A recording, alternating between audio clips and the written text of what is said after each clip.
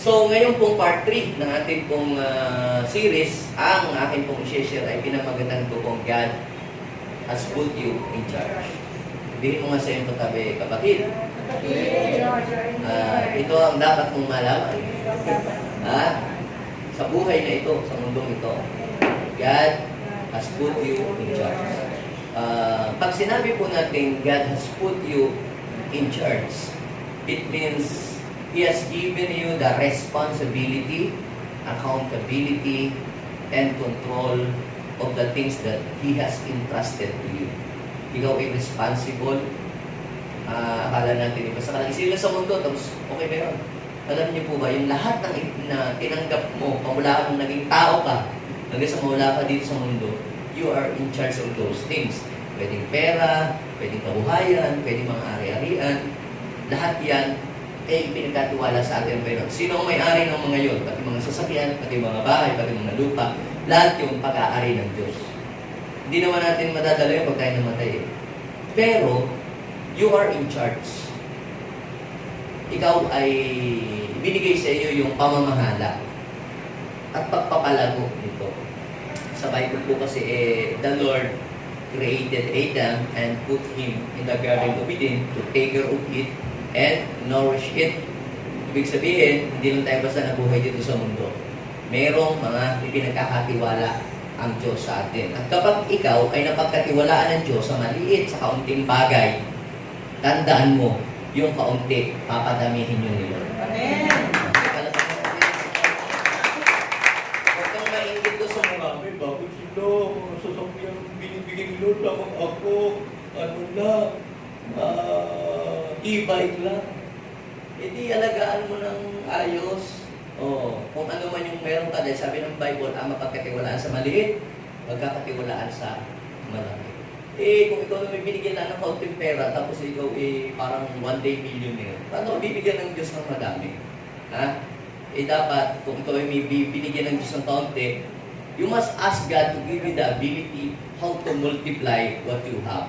Yan man ay tao, may pinagkatiwala ng Diyos sa iyo. Yan man ay pera. Yan man ay mga anak. Yan man ay mga properties. God had put you in charge. Okay? Basahin po natin ang Acts chapter 20, verse 28 hanggang 29. Okay? So, nakikita niyo po ba sa screen? Basahin nga po natin kung ano po ang sinasabi doon ng Panginoon. Sa Tagalog, ito. Go! Ingatan ninyo ang inyong sarili at ang buong kawan sapagkat sila'y inilagay ng Espiritu Santo sa inyong pag-iingat. Yan. So, ano ba sabi? Verse 29. Take muna. Ilagay siya, pahalagahan ninyo ang iglesia ng Diyos. Yung iglesia, yun po yung church sa English. Pahalagahan ninyo ang iglesia ng Diyos na kanyang tinubo sa pamamagitan ng dugo ng kanyang anak. Verse 29, alam kong pagkaalis ko'y magsisipasok ang mababangis na asong gubat at wala patawad nilang pupuksain ang kawan. May the Lord bless His word this morning. So, ang Panginoong Jesus, mga kapatid, siya po ay bumaba dito sa lupa na ang dahilan niya ay para tayo ay tubusin sa ating mga kasalanan. Na dapat tayo ang magbabayad sa kasalanan nating nagawa. Pero dahil sa pag-ibig ng Diyos, hindi na tayo ang nagbayad. Ang nagbayad na ay walang iba kundi ang kanyang bugtong na anak na si Jesus. Sapagkat kahit na ano pa mang good works ang gawin natin, pagtulong sa charity, paggawa ng mabuti o pagkaabuloy, hindi po yun sapat para maligtas ang ating kaluluwa sa apoy ng impyerno. Because the Bible says, for all have sinned and fall short to the glory of God. Lahat ay nagkasala at hindi nakaabot sa kaluwalhatian ng Diyos. Wala daw pong matuwid, wala kahit isa. So, ang ating righteousness, ang ating kabaitan, kabutihan ay kapos. Pagpatong-patungin mo man, yung iyong religion, yung iyong natapos, yung accomplishment mo sa buhay, sama mo na yung kabaitan mo, at tutungtungan mo, hindi mo pa rin maaabot ang kaluwalhatian ng Diyos. Kaya, ano pong ginawa ng Panginoon? Dahil hindi natin siya maabot, siya ang bumaba dito sa lupa, siya ang umabot sa atin. Yes. Yun ang ginawa ng Lord. At siya ay nagsakripisyo. Si Jesus ay pinangaral niya ang good news of the kingdom na inialay niya ang kanyang sarili. Siya po ay napako doon sa krus ng Kalbaryo. Diba sabi ng Bible, kamatayan ang kabayaran ng ating mga kasalanan, ngunit ang kaloob ng Diyos ay buhay na walang hanggan sa pamamagitan ng Jesus na ating Panginoon. Ngayon, si Jesus po ay namatay at ay napako sa krus para po tayo tubusin sa ating mga kasalanan. Ang magandang bagay na nangyari, mga kapatid, after 3 days, siya po ay muling binuhay ng Diyos. Bilang tanda at patunay na lahat ng sasampalataya kay Jesus at maniniwala sa Kanya ay mabubuhay din at papasok sa kaharian ng langit. Kung ikaw ay sumampalataya kay Jesus, ikaw ay bubuhayin din at ikaw ay magkakaroon ng buhay doon sa langit. Kinakailangan pala tayo manampalataya na si Jesus ay muling nabuhay. Sabi ni Paul sa 1 Corinthians chapter 15 verse 17 hanggang 20. Kung si Jesus ay hindi muling nabuhay, walang katuturan ng ating pananampalataya. Ibig sabihin, kahit yung pag-attend natin sa church, useless yun. Walang kabuluhan yun. Paggawa mo ng mabuti, pagtulong sa ibang tao, walang kabuluhan yun. Mga kapatid, gumagawa tayo ng mabuti, tumutulong tayo sa ating kapwa, hindi para ma-save. Because we are already saved. Kung tinanggap mo na si Jesus, you are saved. So, ngayon, dahil sa ikaw ay saved, para makumbinsi mo ang tao na ikaw ay naligtas at nakilala mo si Jesus, dapat ipakita mo ito sa iyong magawa. Di ba? Hindi mo naman pwede sabihin, you know, I'm a doctor, nag-graduate ako, di dapat nanggagamot ka. Kung ikaw ay doktor, nakuha ninyo. Kaya hindi naman dapat. Kung ikaw ay mananampalataya ni Jesus, tinanggap mo si Lord, at sinasabi mo, you are truly saved because you receive Jesus as your personal Savior, dapat makita sa iyong pag-uugali. Sa the way you talk, the way you live. Yes, we are not perfect. Pero little by little, mayroon dapat transformation na nakikita sa iyo. Dati mo, lagi na lamang galit, lagi na lang parang high blood, diba? Paubusan lang ng ulam, biglang nanlilisik na agad ang iyong mata, napupulit ang iyong damit, nalaki yung muscle mo, at nagiging kang kulay green. Pero ngayon, kahit na may problema, kahit na mayroong mga nakakainis, nagagawa mo, gumiti, dahil alam mo na yung problema pinagdadaanan mo, malalampasan mo yun sa tulong ng iyong Diyos. Yes, kami po, magaganit yun. Pagka may problema, maghahanap na agad ang pulang kabayo. Pagkatapos yung maninipa. Pero ngayon, iba na tayo, di ba? Iba na yung galit, puto, kutsita, may mga latik pa yan, sa bibig. Pero ngayon, praise God, may gagawin ng Diyos. Nagdi-declare ka ng kabutihan ng Diyos sa iyong buhay. So, mayroong difference. Yung nakakilala sa Diyos at hindi nakakilala sa Diyos. So, sabi ni Paul sa 1 Corinthians chapter 15 verse 17, kung si Jesus ay hindi muling binuhay ng Ama mula doon sa kamatayan, walang kwenta ang inyong faith, walang kwenta ang pag-attend nyo ng church, walang kwenta ang inyong pag-aakay, walang kwenta ang inyong pag-aalaga ng mga tao kay Lord, kasi hindi naman pala mabubuhay ang mga patay. Hindi kumain na lang tayo at matulog. Hindi pa tayo mapapagod, di ba? Hindi pa tayo mahirapan. Pero ang totoo nun, ang sabi ng Bible, our labor in the Lord is not in vain, kasi buhay siya na nakatingin sa ginagawa natin.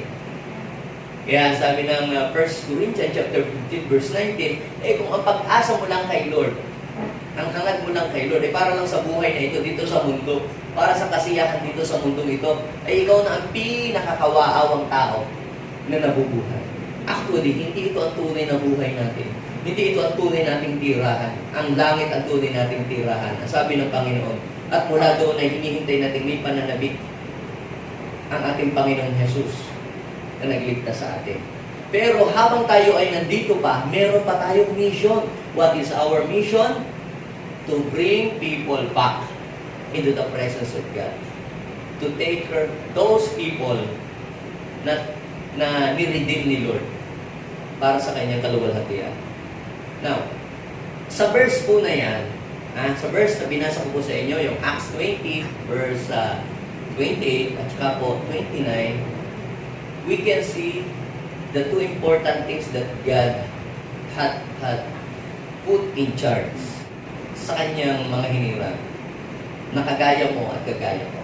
Dalawang bagay, mahalagang bagay na ipinagkatiwala ng Diyos sa iyo at sa akin. So ating tingnan diyan yung dalawang mahalagang bagay na yun. Okay?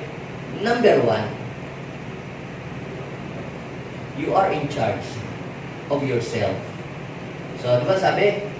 Ingatan ninyo ang inyong sarili. Post muna tayo doon. So, number 1, you are in charge of yourself. Ikaw ay in charge sa iyong sarili. Meron ka bang sarili? Yes. Pag sinabing you are in charge of yourself, ang tao po ay meron po tatlong katauhan. We have spirit, we have soul, and the body. O sino dito ang naniniwalang siya ay mayroong espiritu? O sino naman dito naniniwalang may kaluluwa din siya? At sino namang naniniwalang mayroon siyang katawan? Ay, katawan. Naniniwala tayo. So, ilan ikaw? Ilan ikaw? Isa ka lang. But you are composed of three elements. Spirit, soul, and body. Parang si God din, di ba? Because we are created according to the image of God. Pag sinabing one God, Father, Son, and Holy Spirit. God the Father, God, Son, Holy Spirit. Pag sinabi naman nating men, meron kang spirit, soul, and body. Tatlo siya na bahagi, pero isa lamang yung tao. Hindi mo pwedeng sabihin na, espiritu lang ako. Multo ka nun. O hindi mo naman po pwedeng sabihin, tao, kung wala yung kaluluwa at wala yung espiritu doon. Bangkay naman yun. So, para sabihin, yan ay tao, dapat nandyan yung espiritu, nandyan yung kaluluwa, kasama ang kanyang katawan na siya ay gumagalaw. How to take care of ourselves. So, simulan natin dun sa ating spiritual life. Your spiritual life. So, tayo ay binigyan ng Diyos ng spirit. We have a spirit para tayo makarelate kay God. You have a spirit so that you can relate to God. Bakit si God nagkatawang tao pa? Bakit? Pwede namang tubusin niya na lang ang mga tao na kahit siya nasa trono, patukan niya si tanim, okay na yun eh. Pero ang totoo noon, si God, hinubad niya ang kanyang pagka-Diyos, siya ay dumaan sa sinapupunan ng isang babae para magkaroon siya ng flesh at saka blood para siya yung pangtubo sa tao. And aside from that, nagkatawang tao siya para makarelate siya sa iyo at sa akin, para maranasan din niya yung paghihirap na nararanasan ng tao, yung pain, yung pagod, yung mga discouragement na nararanasan ng tao, ay naranasan din ni God. Kaya si God, nakaka-relate siya sa iyo. Kasi dinaanan din niya lahat ng mga pinagdadaanan mo sa buhay. Kaya naman, sabi ng Panginoon, alam niya kung paano kanya tutulungan. Kasi dumaan din siya sa kagaya mo. O diba? Ngayon, tayo ay binigyan ng Diyos ng Espiritu. Meron kang Espiritu, ha? At yung Espiritu na yon, meron ka noon so that you can relate to God. Because our God is Spirit. And we must worship Him in the Spirit and in truth. Makaka-relate ka lamang sa Diyos through your Spirit. Yung Espiritu, yung nasa loob mo, yung pumupunik sa Lord. And how to take care of our spirit? Kinakailangan natin itong laging pakainin. Ang sabi ng Matthew chapter 4 verse 4, di ba? Nakalagay doon, man shall not live by bread alone, but by every word that comes from the mouth of God. Hindi lamang sa tinapay na bubuhay tao. Yung tinapay, yung bread, that is physical food for our body. Pero yung word of God, that is a nourishment for our spirit. Kaya bakit maraming mga tao, kahit malalaki ang katawan, maskulado, pag dumating ang problema, parang gusto nyo magpakamatay, tumalon sa tulay, uminom ng martyle. Kasi malaki lang ang katawan, pero ang espiritu nila ay mahina. Pero may mga tao namang physically, they are not fit, pero strong ka ng spirit. Tapos, parang ang ano nila mag-handle ng problem, di ba? Parang sila pagka may problema, sila ay matatag. It is because ang kanilang spiritual life ay malakas. Kaya kung tayo ay nag-share ng Word of God, kinakailangan, sabi po ni Paul sa 1 Timothy chapter 4 verse 6, na ipid natin ang ating sarili habang nagtuturo, nag-share din tayo ng gospel sa iba, dapat tinuturuan din natin ating sarili, binibigyan din natin ng spiritual nourishment. Because you cannot give something to others that you do not have. Magagawa mo lang magpalakas sa ibang tao kapag ikaw mismo ay nakatanggap ng kalakasan buhat sa Diyos. You cannot give something what you don't have. Hindi ka bibigay ng kalakasan kung ikaw mismo ay nanghihina. Kaya dapat sa iyo muna dumalo yung kalakasan so that you can impart to other people yung strength and encouragement. Dapat ikaw muna ma-encourage. So, pangalawa, na kumakatawan doon sa iyong self, aside doon sa iyong spiritual life, ay yung ating soul, your soul. Ano naman yung soul? The Lord has given us a soul. Ang tunay na tao ay yung kaluluwa talaga. Kaya pag tinignan niyo po sa Bible, sa Genesis, ang Panginoon ay kumuha ng alabok, tapos ito'y hinugisan niya ng inanyuan, may mata, may ilong, pero hindi pa gumagalaw, hindi pa humihinga. Hiningahan niya ito sa Genesis 2 verse 7 at nagilaw po itong buhay na kaluluwa. The man became a living soul. So, yung hininga na meron tayo, yan ay breath of God. So, ngayon mga kapatid, you and I has a soul to relate to ourselves. Ang ating espiritu, meron tayo niyan para makarelate tayo kay God.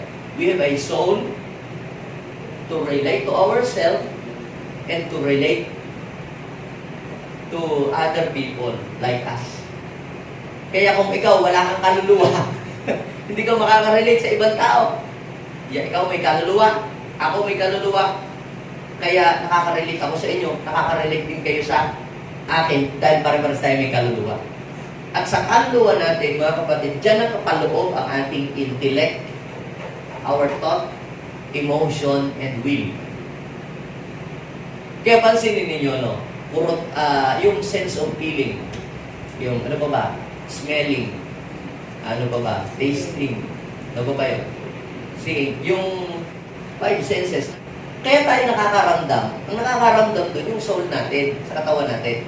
Kita nyo yung mga namatay na. Ha? Nawala na yung kaluluwa nila sa katawan nila. Kahit bugbugin mo, chap-chapin mo, wala, kurut-kurutin mo, sigawan mo, wala na doon ang kaluluwa. Wala na nakakarinig. Kasi shell na lang siya, wala na yung talagang tunay na tao. So ngayon, how to take care of our soul? Kinakailangan na huwag tayong maging magagalitin. Huwag tayong mag-iisip ng kung ano-ano. Kapag nanonood tayo, halimbawa ay mga nanonood ng mga porn, yung mga XXX movie, yan po ay nakakapagdumi sa ating kaluluwa. Kapag ang isang tao ay laging nakikinig ng mga gossip, yan ay napipid sa iyong kaluluwa. Kung ano binabasa mong mga books, yan ay napipid sa iyong kaluluwa. Magbasa ka o manood ka ng mga horror, ano ang mararamdaman mo? Matakot, di ba? So yun ang pinipid mo sa iyong soul, takot. O kaya chismis, puro mga negative. So yun ang pinipid mo sa iyong soul. Kaya dapat protektahan natin ating soul by what? Changing the way we think. Sabi ng Romans, basahin yung Romans chapter 12 verse 2. Huwag daw tayo makiayon sa takbo ng mundong ito. Yan. Sa halip, anong gagawin natin? Hindi hayaan ninyong baguhin ng Diyos ang inyong pag-iisip. So yung ating pong intellect, human intellect, yan inakakabit sa ating kaluluwa. Kaya kung ano yung isinasalpak mo ng isinasalpak sa iyong isip, yan ang nagiging feeding o pakain mo sa iyong kaluluwa. Kaya pagkapakinig ka ng pakinig sa mga negative people, nagiging negatibo ang iyong kaluluwa. Nagiging negatibo ang iyong pagsasalita, ang iyong damdamin, ang emosyon mo, naging negatibo din. Kasi yun ang iyong ipinipid. Basura, mga junks, food. Kaya, kung kayo po'y makikinig o manunood, panoodin ninyo yung magbe-benefit ang inyong kaluluwa. Magiging strong, magiging healthy. O, nanonood ka ng vlog, how to manage your finances. Pinipid mo ang kaluluwa mo sa magandang feeding. O, kapag nanonood ka ng mga vlog na yung bang learning, personality development, ang iyong kaluluwa ay, kita yung pag mayaman ka, ang iyong kaluluwa, ang dami mong naiisip ng mga gaganda. Nakakaisip ka ng mga magagandang negosyo, di ba? Nakakaisip ka ng magandang mga plano. Pero pagka ang kaluluwa mo, kung ano-anong sinasalpak mo sa isip mo, kita mo, laging distorted ang isip, laging magulo. Kasi garbage yung na-absorb ng iyong soul. Lalo na may galit ka pa, may tampo ka pa, may hinanakit ka pa, nako po. Garbage. Junk foods ang meron sa iyong kaluluwa. Kaya kita niyo po, kapag ang kaluluwa ng isang tao ay may problema, affected ang kanyang emotion. Pati pagtatrabaho niya, pati pakikipag-ugnayan sa ibang tao, laging tampuhin, magagalitin, maramdamin. Matanda na pero tampuhin. Laging nagsiselos. It is because may tama ang kaluluwa niya. Ngayon, kailangan na ma-healed ang soul through inner healing, deliverance, at pakikinig ng mga magagandang aral para yung kaluluwa natin ay ma-develop at maging strong. You are responsible to your soul. You are also responsible to your spirit na maging strong. And you are also responsible sa iyong soul. Bakit lagi kang nagkakaroon ng hurt sa puso mo na wala kang peace? Ano bang mga pinakikinggan mo? Puro mga gera, mga pagwakas ng mundo. Pinanonood mo yung mga vlog ng mga nakakatakot. Tapos sabihin mo, takot, ganito, ganyan. Ano bang pinakain mo sa kaluluwa mo? You are responsible. Kung alam mo hindi makakaganda sa isip mo, yun isip mo yung kaluluwa mo. Kung hindi makakaganda, makakabuti, matatakot ka lang at madi-discourage ka lang, madi-distract ka lang at mawalan ka lang ng gana sa pag-aaral, sa trabaho, pagbibis, ay huwag mo nang panoodin, huwag mo nang pakinggan. Ako, pag may ikukwento sa akin at hindi magiging maganda ang takbo ng aking isip at tapos kumarinig, iniiba ko ang topic. Ipinipihit ko, o kaya pinapalampas ko sa kabilang tainga. Hindi ko ina-absorb para hindi maapektuhan ang aking kaluluwa. Dahil pag naapektuhan ang aking kaluluwa, apektado ang aking pagkatao, apektado ang aking magiging desisyon, at apektado din ang aking pamilya, at apektado din yung mga taong aking inililid. Kita niyo yung domino effect kapag ang kaluluwa mo ay naging unhealthy. Yan yun. Kaya ano ang magiging resulta kapag may unhealthy na kaluluwa? Broken family, destruction. Yun ay manifestation lang ng kaluluwa. Kapag ang kaluluwa puno-puno ng galit, magmamanifest yan sa labas. Minsan nakapatay, minsan nakadisgrasya o kung ano mang ginawa niya. So, ingatan natin ating kaluluwa para hindi tayo mapasama ang buhay. Then, yung pangatlo po na tumutukoy sa ating isa, diba sabi, ingatan ninyo ang inyong sarili. Pag pinag-usapan ng sarili, kasabo na yung espiritu mo, yung kaluluwa mo, at yung iyong katawan, your body. So, ang ating naman pong body, dito po tumitira ang ating kaluluwa. Dito nakatira. Our body is a shell. So, pag nawala yung kaluluwa, hindi na ito gagalaw. So, we have to take care ourselves, which is our body. Why? Dahil, kahit po gusto mo pang mag-serve kay Lord, magamit ni Lord, maging pagpapala sa ibang tao, kapag ang iyong katawan ay bumigay na, ay wala tayong magagawa. Do you believe that? Yes. How to take care? Our body.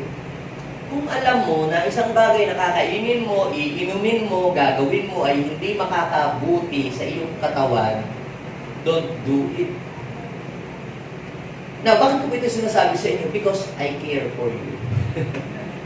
I care for you. Pwedeng kayo ay nasasaktan doon sa aking sinasabi. Pero, because I care for you, sasabihin ko, tayo pong lahat, itong ating katawan, hindi natin pag-aari. Ipinagkatiwala lang sa atin ng Diyos.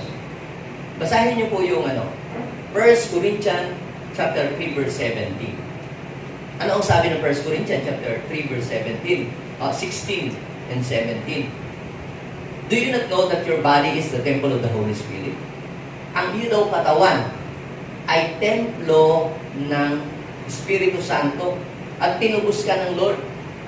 Kita po ninyo, ang ating katawan, hindi pala ito atin. Ito daw po ay pag-aari ng Diyos. Do you not know that yourselves? Kita nyo, selves. Yung selves ngayon, yung ating body. You are God's temple. And God's Spirit dwells in your midst. If anyone destroy God's temple, ano sabi? God will destroy that person. Tingnan niyo. Kaya pala, cigarette smoking is dangerous to our health.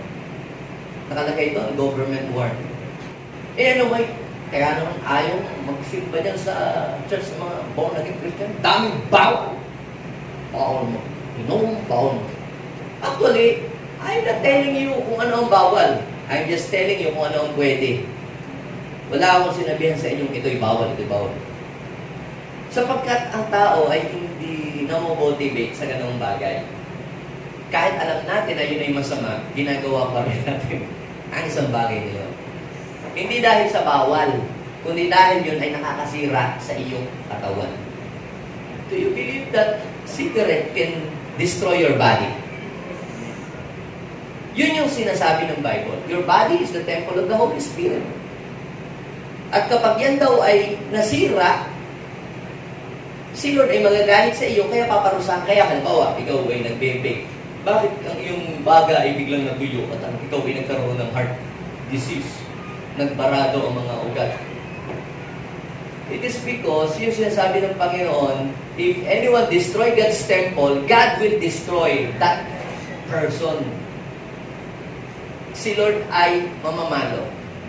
So, anong kaparusahan? Nagkakaroon ng cancer dito. At hindi naman po limited doon. Pati din naman yung pag-iinom. Masama ho ba yung pag-iinom? Ang tanong, paglasing. Ang tanong ito, makakabuti ba yun sa iyong katawan, sa iyong atay, sa iyong intestine, nabubutas ang iyong mga bituka, yung mga gano'n. So, anything that can destroy your body ay hindi mabuti para sa iyong katawan. At hindi naman limited din yun. Pagka naman araw-araw, hindi ka nga nagiinom, hindi ka nga nagbebe, kung nagsisigarilyo, okay ka nga naman. Pero, umaga, coke, tanghali, soft drinks, gabi, soft drinks, merienda, soft drinks. Anong pinagkaiba mo doon sa mga manginginom na maglalasing? Parehas lang yun. Ina-abuse mo ang iyong katawan. And do you think exempted ka dahil hindi ka uminom ng alak? Hindi pa rin. Ang masama ay ang iyong sarili abusuhin mo. Lahat ng makakasira sa katawan mo, makakadamay sa iyong health, yan ay hindi kalugod-lugod sa Panginoon. Di ba sabi, if anyone destroy God's temple, oo nga, ikaw may madasal eh. Kaya lang naman, lagi kang napupuyat. Minsan, hindi ka kumakain sa tamang oras. Pupunta ka na sa work, walang laman ng iyong tiyan. Kakain ka, lampas na sa tamang pagkain. Ulcer ang tatama sa iyo. Tapos, sasakit ang tiyan mo, ang bituka mo yung nagkakaroon ng sugat. Tapos, pag-pray ka, Panginoon, pag-ganigin ko. Huwag ka munang humingi sa Diyos ng healing. Mag-repent ka muna. Lord, forgive me. Sapagkat ang katawan po na ibigkatawa niyo sa akin, hindi ko po naingatan.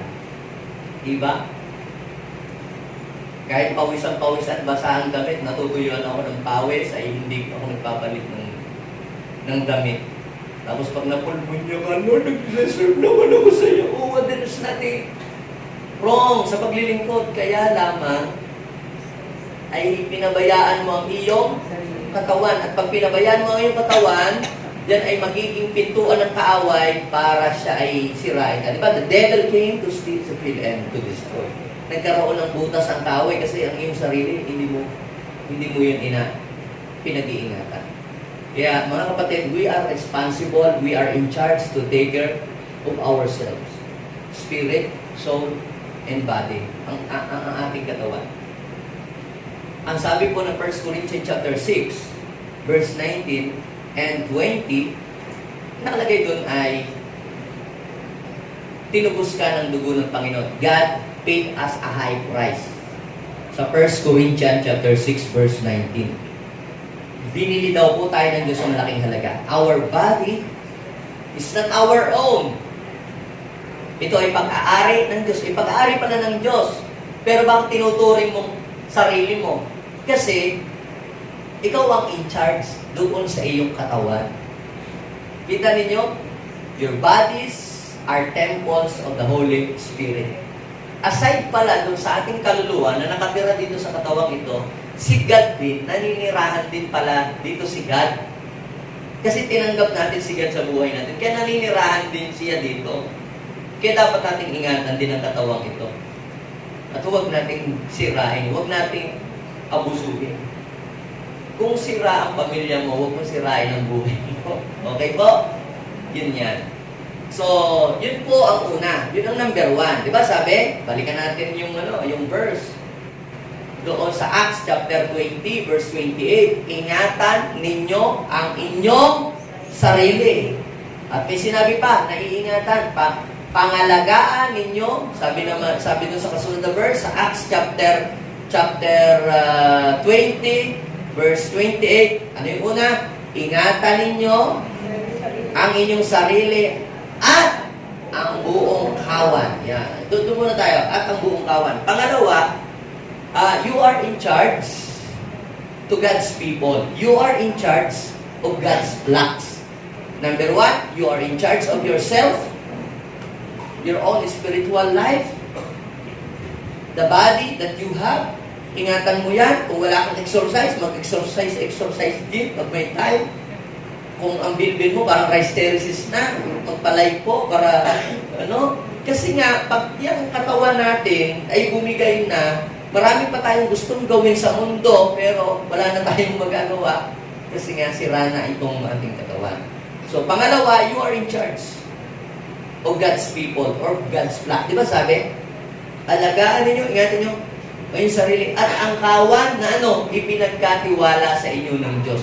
So ibig sabihin, pag sinabing kawan or flocks, yan po ay tumutukoy doon sa mga tao na ipinagkatiwala sa iyo ng Diyos. Pwedeng yung mga taong yan, meron kang ari-arian na sila yung mga tauhan mo.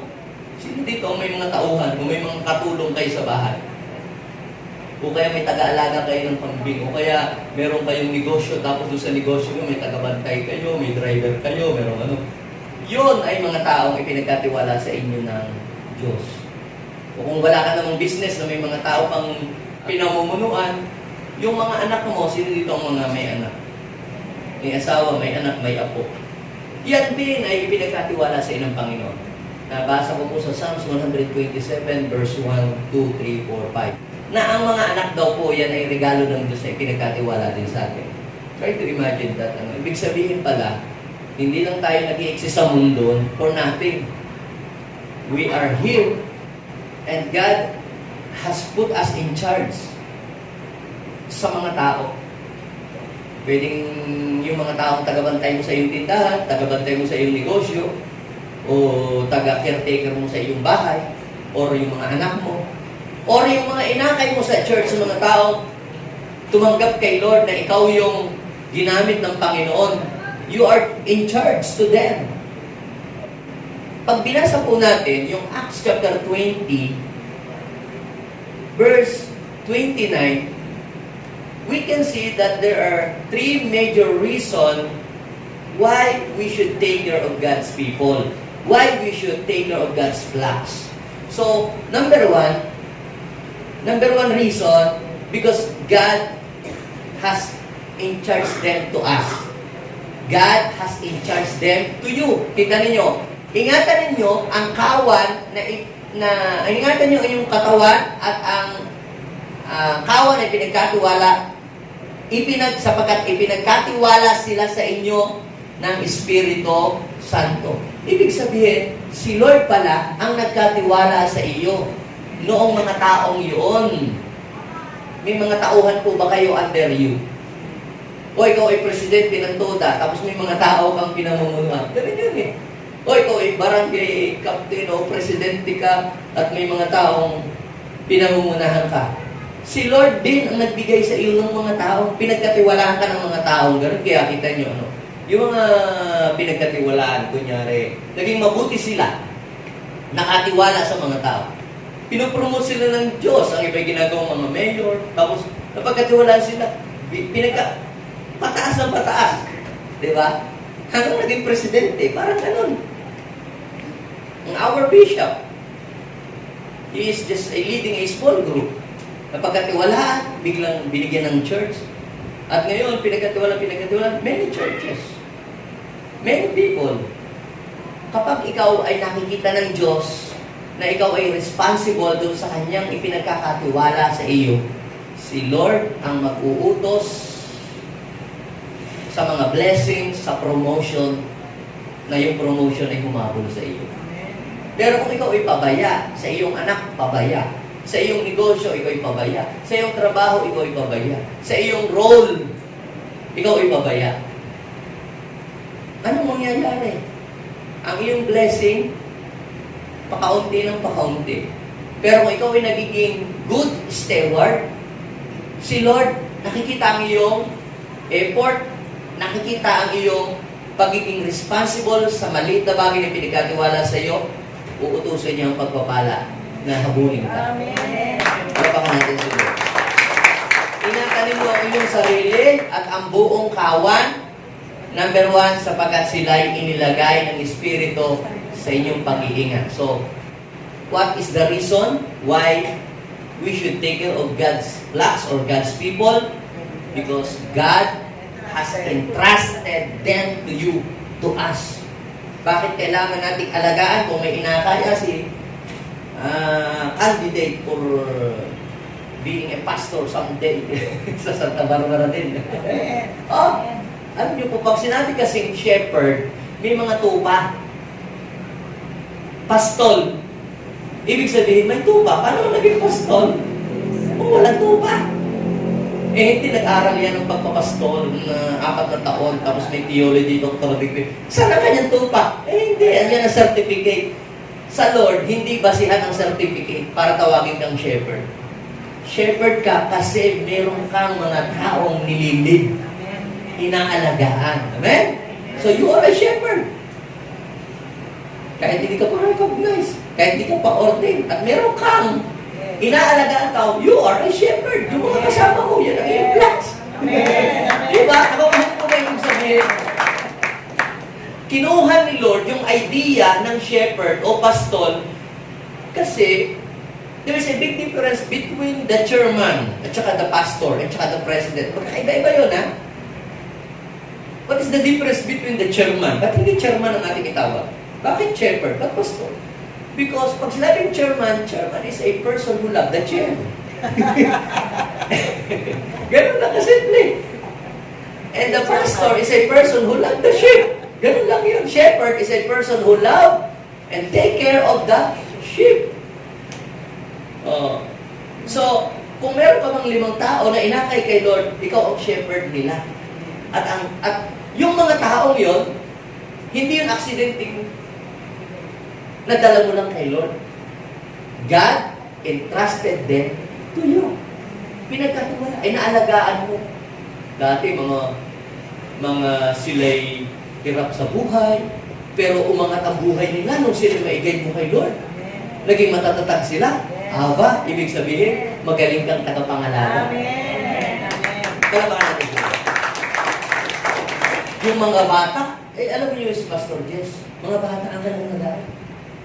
Yung mga pakalat-kalat lang dyan sa Pero ngayon, yung inalagaan na kay Lord. Naging in love kay Lord.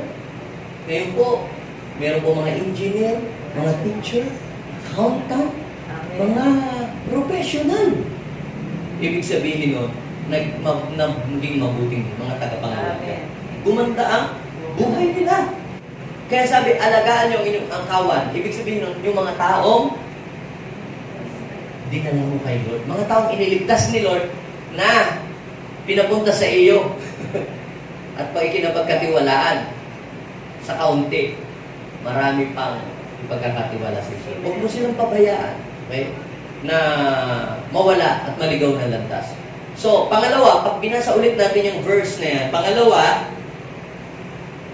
because they are valuable to God. Number 2, they are valuable to God. Sila po ay mahalaga sa Diyos.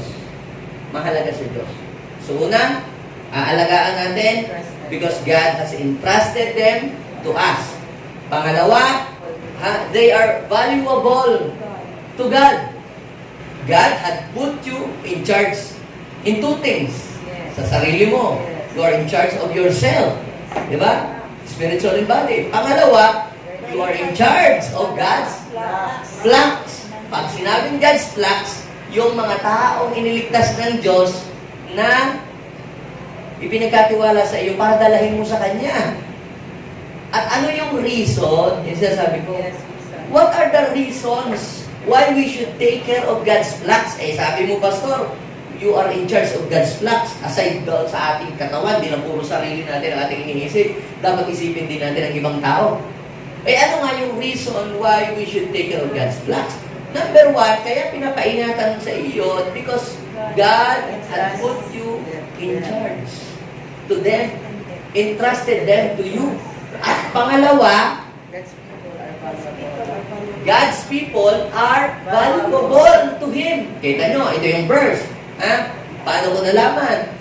Sabi, alagaan ninyo ang kawan ng Panginoon sapagkat sila'y ipinagkatiwala sa inyo ng Espiritu Santo. At isa pa, pangalagaan ninyo dahil, sa pamamagitan ng dugo ng kanyang anak, tinubos. Pangalagaan ninyo ang iglesia ng Diyos na kanyang tinubos. Pag sinabi tinubos, binayaran sa pamamagitan ng dugo ng kanyang anak. Ibig sabihin, God paid a high price for you. Tinubos ka. Ano ba ang pinangtubos sa iyo? Hindi pera, hindi alahas.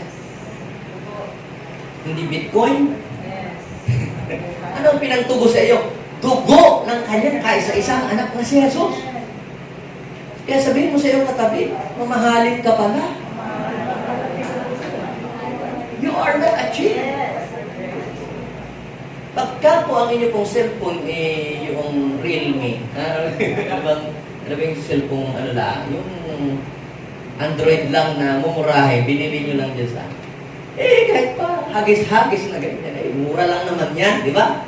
Ito naman aking sapatos, yan kahit saan ko iapak, kahit sa putika, yan naman, mura lang naman yan. Pero pagka ang inyong gamit, iPhone, MacBook, talagang mahal. Nako, ingat-ingat mo, binalagyan mo pa ng cover, talagang pinakalagyan mo pa ng yung tempered glass, binalot mo na ng parang suma ng balot na balot. At ayaw mo mabagsak yan dahil ayaw mo masisira kasi mahal. Tawa po ba ninyo? Kung mahal ang iyong gamit, iniingatan mo kasi malaki ang presyo, mahal. Now, what is the point? Gayon din yung mga tao na dinala sa atin ng Lord. They are valuable to God. Binayaran niya. Kaya huwag nating hayaan mga wala sila kasi mahal sila. Binayaran sila ni Lord sa malaking halaga. Diba? Kanina sabi ko po sa inyo, yung 1 Corinthians chapter 6, verse 20, 19 and 20, God paid a high price for you. Binayaran ka ng Diyos sa malaking halaga. Diba? Now, so yun ang una. Ano yung una? God entrusted them to us. Pangalawa, they are valuable to God. At ang pangatlo ay ito, because God's people are always under attack. Basahin niyo po yung Acts. Acts Chapter 20, verse 29. Ang nakalagay po doon, sa verse 29, pangalagaan ninyo ang kawan ng Diyos na itinalaga sa inyo, binili yan ng dugo ni Jesus. Dahil, pag ako ay umalis, papasok ang mga mababangis na asong gubat. Sino yung nire-represent ng mga mababangis na asong gubat? Yung mga taong padala ng kaaway na mapagsamantalang tao. Kunyari, magpapanggap yan, Kristiyano, nag-hallelujah, nagpe-praise the Lord. Mamaya, mangungutang yan. Maaawa ka, magpapaawa yun. Tapos, ikaw naman maglalabas ng pera. Tapos, mamaya, biglang maglalaho ng parang bula. Nabudol ka. Nagpapanggap. Na kunyari, sila yung mga alagad ng Diyos. Pero, ang kanila naman palang buhay ay hindi ayon nakakalugod sa Panginoon. Maraming nagtuturo ng mali na katuruan. Ang tawag doon, sila yung mga mababangis na asong gubat. Ililid ang plakso, ililid ang mga tao sa maling landas. May mga nagtuturo ng salita ng Diyos, pero ang itinuturo nila ay wala ng miracle. Tapos na ang mga himala. Si Jesus ay hindi nabuhay. Yun ho ang mga katuruan na itinuturo nung panahon ni Paul.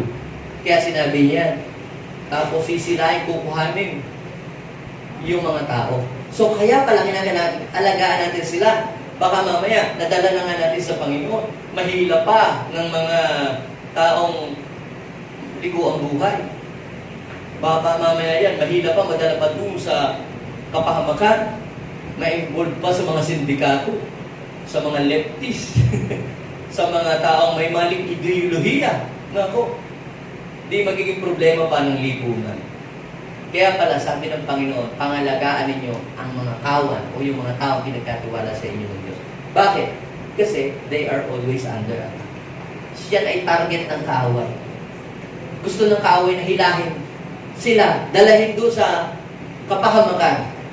Ligtas na, pero kapag hindi natin naalagaan, baka maya-maya makuha pa sila ng kaaway at madala pa sa kapahamakan. Marami po nakakilala sa Lord, tumatalikod pa, bumabalik pa sa dating buhay.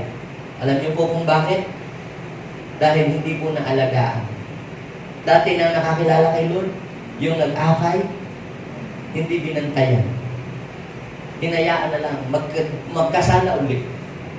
At nung babalik na, hindi na makabalik. Bakit? Pinagtulong-tulungan na ng kaaway para hindi na makabalik kay Lord.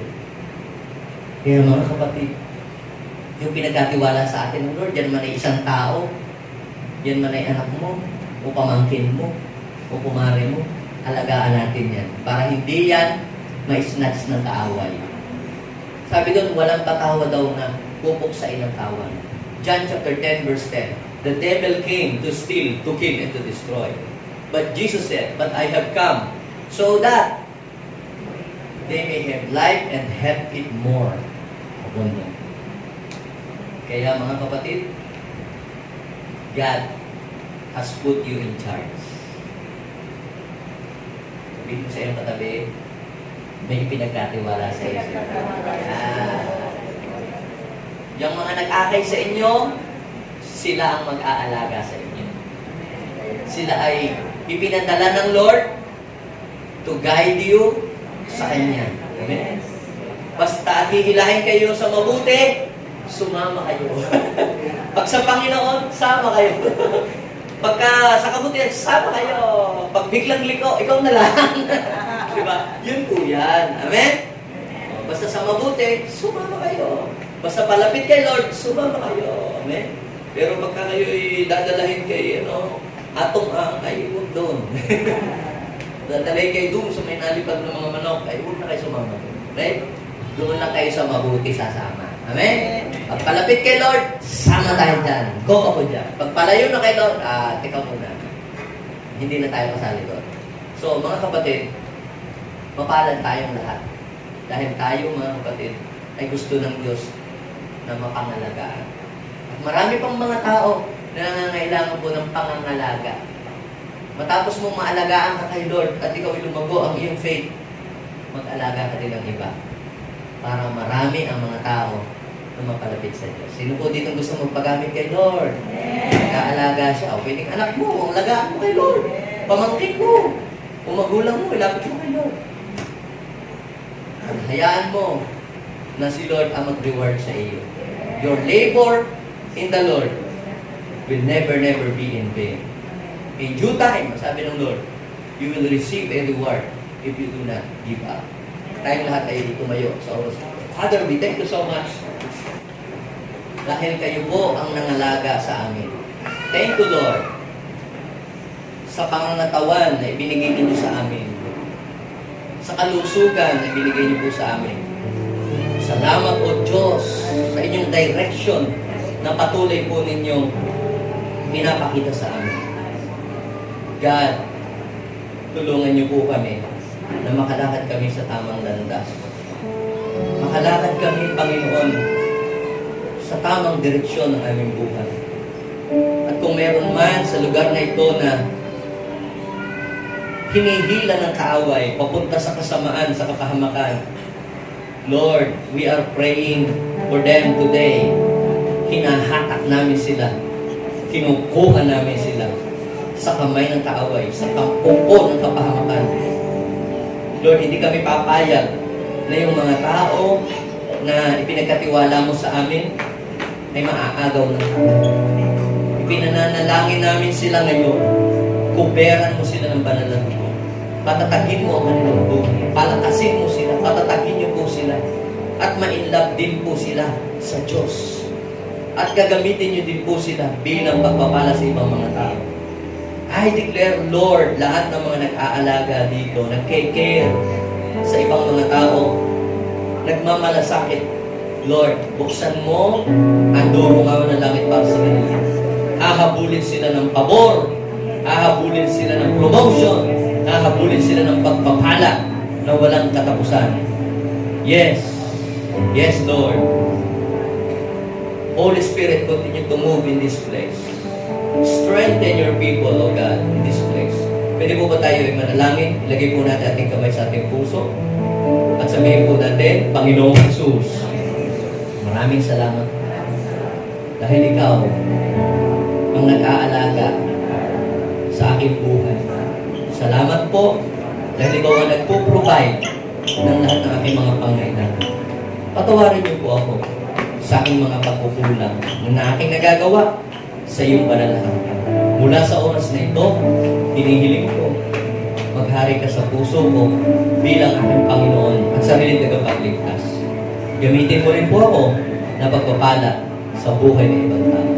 In Jesus' name, Amen and Amen. Ako na lang ang magpe-pray para sa inyo. Lord, bless these people.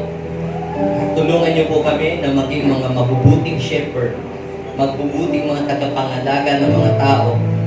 Yan man ay tao sa sekular na pinagkatiwala niyo sa amin, o ito man ay mga tao para dalahin sa church, o ito man ay pamilya namin ay pinagkatiwala niyo sa amin. Tulungan niyo po kami na mapangalagaan namin ang aming sambahayan. Lord, papalain niyo po ang mga tagapangasiwa ng mga tao mo na itinalaga. Maraming salamat. In Jesus' name, Amen and Amen.